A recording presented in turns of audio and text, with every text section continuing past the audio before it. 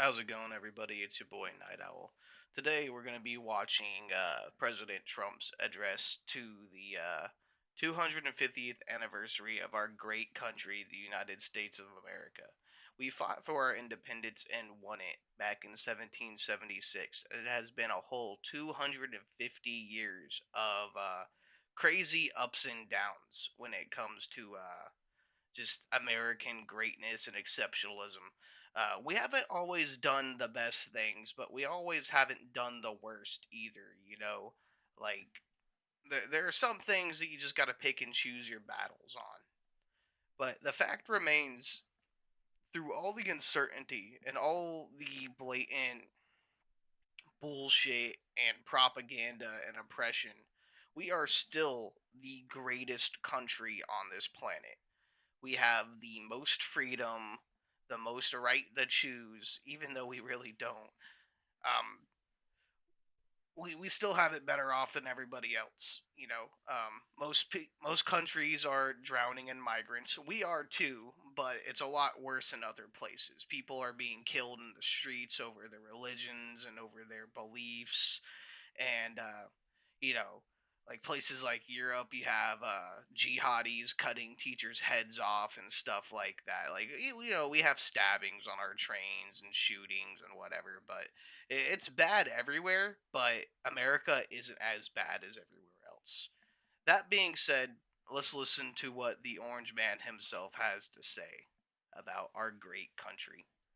In the sweltering summer of 1776, 56 patriots gathered in a meeting hall in Philadelphia and signed their names to a document that would change the course of history forever. The Declaration of Independence, and I have it right there. What a beauty.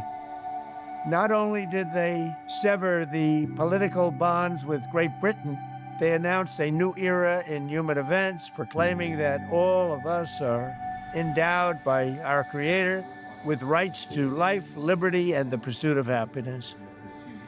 In our war for independence and every generation since, thousands of American patriots have enlisted their lives in defense of that cause.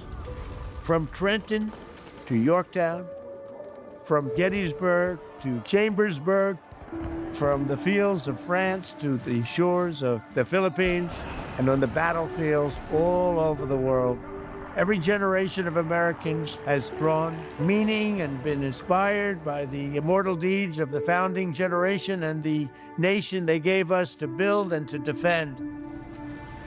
In 2.5 centuries, that's 250 years, the spirit of 1776 has carried our flag to places and heights that our founding fathers could never have dreamed. Americans forged into the frontier and blazed across the Great Plains. We tamed the Wild West. We pushed the boundaries of scientific discovery. We enlightened the world with electricity and commerce. We defeated tyrants and vanquished dictators, and we planted the American flag on the moon. We owe it all to the patriots and heroes of 1776. This is the story of America.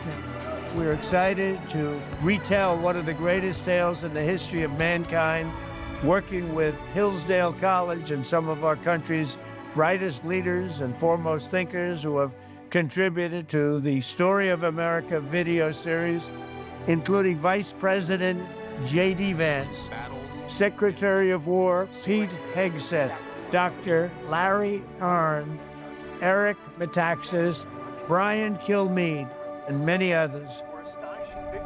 Join us in honoring this incredible history, and together we will give America the greatest birthday celebration our country has ever seen.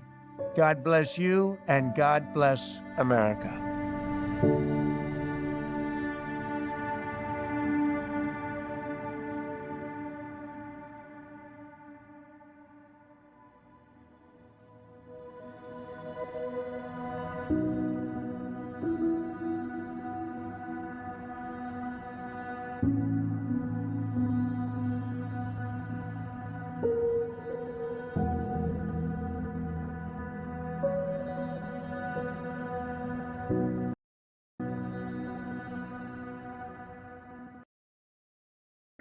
Yeah, no matter what you say, how you feel, what stupid bullshit you try to fucking hold against the great nation of the United States of America, my patriotism will never cease.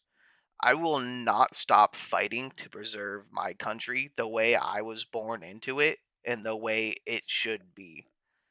Anybody who marches through the streets burning the American flag, chanting battle cries for other nations and other religions and other entities outside of the US, you're all fucking traitors. You're despicable. You're disgusting. And honestly, you need to leave. If you don't like America that bad, you should go find somewhere else to be. America is great. The only reason you have the ability to do what you're doing is because America allows it. Because you have the God given constitutional right to do it. And you are defended by the very people you seek to destroy. Shame, bullying, and other various means of shouting down protesters and detractors need to make a huge comeback.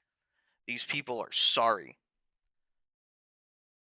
The only way forward is patriotism and American exceptionalism. Any other way is just garbage.